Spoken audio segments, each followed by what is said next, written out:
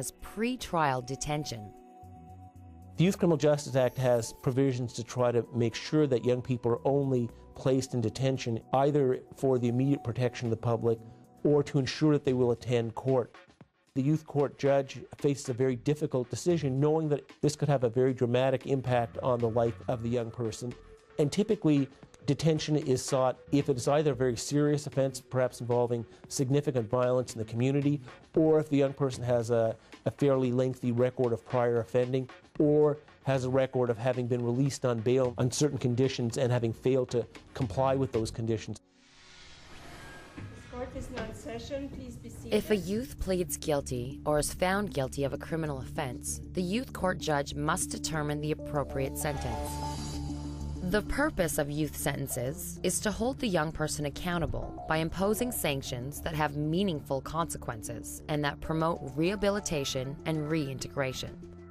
The YCJA provides youth court judges with many different sentencing options to deal with the full range of youth crime. These include both community-based sentences and custody sentences. The maximum length of youth sentences ranges from 2 to 10 years depending on the offense. Even when young people are found guilty or convicted of an offense, the courts still have options to have creative sentences.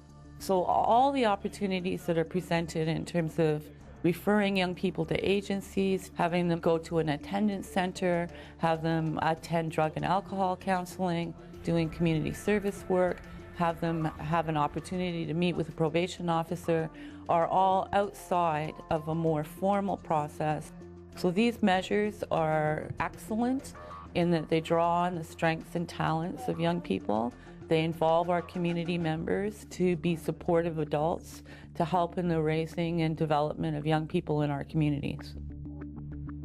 The YCJA, in my opinion, gives the justice system the opportunity to try and nip criminal offenses in the bud if we can, and allow for some more creative sentencing, allow for more resources to be employed, so that this may be the only time this person appears in the criminal justice system as an accused person.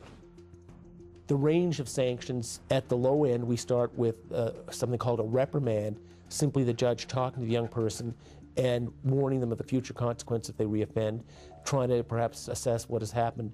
We have a range of situations where there may be a discharge imposed, the young person is released without further sanctions or record. In more serious cases, and perhaps the most common sentence that is imposed under the Act is probation. So the young person is released into the community but has to meet certain conditions in terms of their behavior, often in terms of reporting to a probation officer, perhaps having a curfew, restrictions placed on who they can associate with. In more serious cases, we have custody. There is open custody, which may have a young person living away from their family but in a group home. There are also provisions for more secure custody, which is really effectively jail for young persons in secure facilities. Under the YCJA, custody sentences are intended primarily for violent offenders and serious repeat offenders.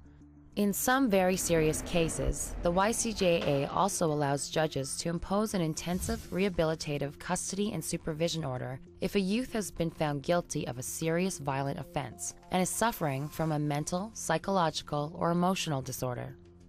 In these cases, an individualized treatment plan is developed for the young person.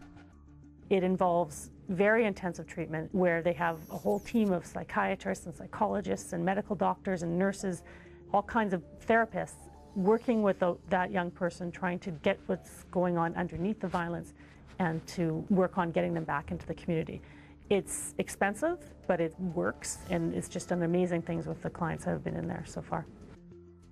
While in most cases, judges impose one of the youth sentencing options within the YCJA, the Act does allow judges to impose an adult sentence on a youth who was found guilty of a serious offense and was 14 years of age or older when the crime was committed. In fact, prosecutors are obligated to consider seeking an adult sentence when a youth is found guilty of murder, attempted murder, manslaughter, or aggravated sexual assault. However, the Act does allow provinces to set the age at which this obligation applies, to 15 or 16. When a judge decides to impose an adult sentence, the criminal code penalties that apply to adult offenders are applied to the youth. This can include mandatory minimum penalties and sentences of up to life imprisonment.